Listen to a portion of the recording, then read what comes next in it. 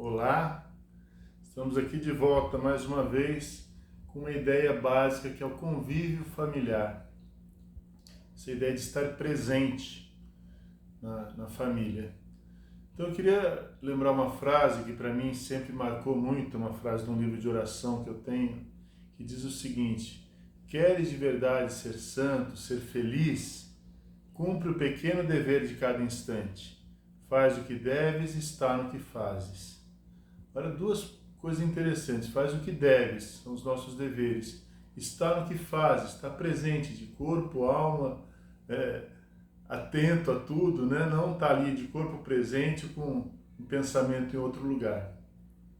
Então, baseado nisso, vamos pensar rapidamente os nossos deveres. Os nossos, que eu digo de todas as pessoas. Nós temos deveres pessoais, que é cuidar da gente próprio, né? Cuidar da nossa saúde, da nossa formação, etc. O famoso PPM, que a gente sempre comenta. Temos deveres familiares, que é cuidar das pessoas que estão com a gente, né? Tanto os filhos, quais são os deveres dos pais. A gente sempre fala isso. É prover, né? É uma coisa meio óbvia, mas depois proteger os filhos, depois ensinar, são deveres, educar, são deveres que a gente tem que estar presente para fazer isso. A gente não educa à distância, né? Liga lá, ô filho, tá fazendo isso, tá bom, ó, tô prestando atenção, você tá longe, não adianta nada. Então pensa nisso. Depois os deveres profissionais, eles têm que ter um limite, vamos dizer assim. Porque sempre vai ter trabalho para fazer, sempre vai ter coisas a mais para fazer. Sempre vai ter, assim, exigências muitas vezes do trabalho e tal, para a gente extrapolar o tempo. Então tem que ter uma certa prioridade para a família, que é o nosso maior tesouro. O trabalho vai acabar um dia, mas a família não vai. São os responsáveis pela família sempre, né? Eu sempre falo eu lembro esse fato. Depois tem uma outra ideia, os deveres sociais, são os amigos, as outras pessoas. Envolve isso na família, traz os amigos dos seus filhos para casa, traz os seus amigos para casa, para eles conhecerem, conte histórias da sua família para eles. Quer dizer, viva essa vida familiar, esse convívio familiar de uma maneira mais intensa. E uma última ideia que eu gostaria de lembrar para vocês hoje é a ideia do RI, né? O RI seria recursos e iniciativa.